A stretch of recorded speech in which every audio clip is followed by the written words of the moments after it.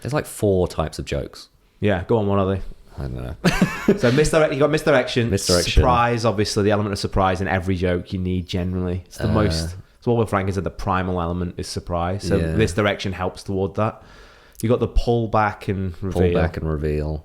I was on the bus the whole time. Yeah. Oh, we didn't. Have you ever seen Dad? It's always Oh, like, I said, one. listen, Dad. Yeah. It's God, it's the worst. It's so hacky, isn't it? It's so hacky. hate God, I nearly did one of those. Then I was like, no, I'm not doing it. And if I would do it, I'd have to mention, if everyone found it funny apart from the comic stuff, I can hate it. Yeah. There's a Stuart Lee, when he was on TV in like the early 90s, he had a segment on a Saturday show. I can't remember which one it was. It was called Lazy Comedy Slags. And the song's like, lazy comedy slags, tedious setups, predictable gags. Anyway, and then they talk about comedians doing this kind of thing. So and then I got off the bus. It's like, oh shit, you were on a bus the whole time. 8 years old I was, or something. Oh no, 38 years old I was, after he talks about his mum changing his nappy or something like that.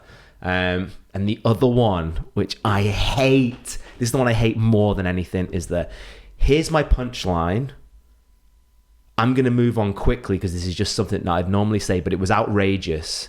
And you're going to catch on to how outrageous that was and find it funny. And to show that I'm moving on, I'm not actually going to move on and say anything of substance. I'm just going to say, Graham Norton does it. Jim Jeffries does it. I hate it. I do it. Do you? Everyone does it where they say, I have a joke where... I hate it. Also, you could use the word like but or and. Give me an example of but. So an example of and, it's my opener is everyone here thinks I'm posh just because of the way that I talk about poor people, and like when you say about poor people are like, well, what? But then like the joke is funny because you say and they're like, he said he was a rich arsehole the whole time. He tried to roll on past that, but I caught onto it. Yeah, that is rampant. But even the pros do that one. But you could do it. Think about what you're trying to do there.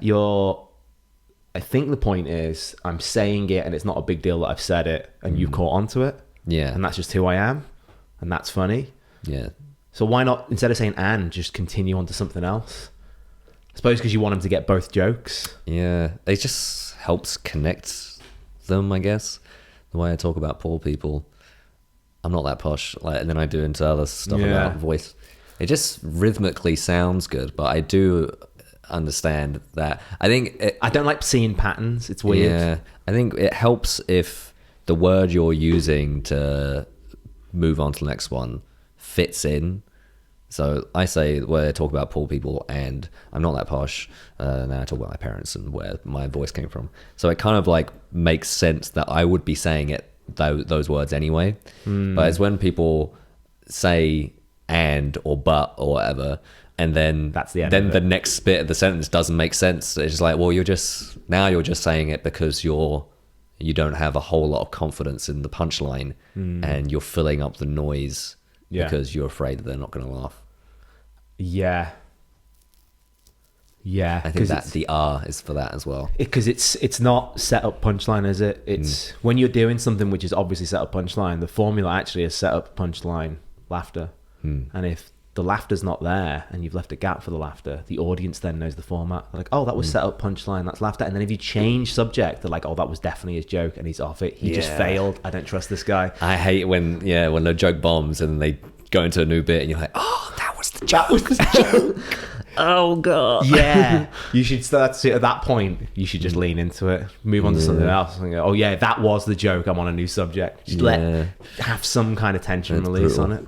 Yeah, I think it helps. I think people do it with laugh lines as well. Like, so laugh lines. Yeah, so if you have like a bit where like I'm writing a thing today about a story about how I saw a guy jerk off into the canal once in Manchester. Nice. And was it Canal Street? It was in my old place of work. It was near Deansgate. And it was, so the angle is that I watched this guy and then we locked eyes and then he ran away. So it's like I kind of like alphaed him out of the canal.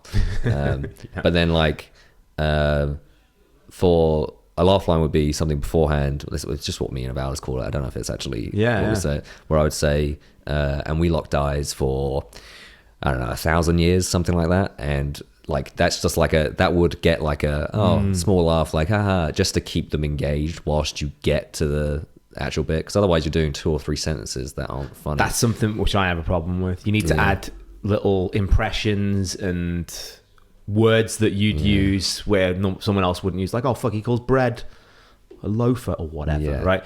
So you call them laugh lines. Yeah, but me and about us say that when you make a joke in your setup that isn't really supposed to get like a huge land, but it just like gets a small laugh, so it tops up the meat. It feels like there's a meter, and after each joke it tops up, but then like as time runs out, then you're losing like the audience is losing confidence in you, so a laugh line just tops it back up again. And then you have to just keep that going every 20 seconds or whatever the fucking number is. So a good analogy, because I think that the best jokes are when you start to learn all these tricks that we're talking about, and then you start to throw them in creative combinations.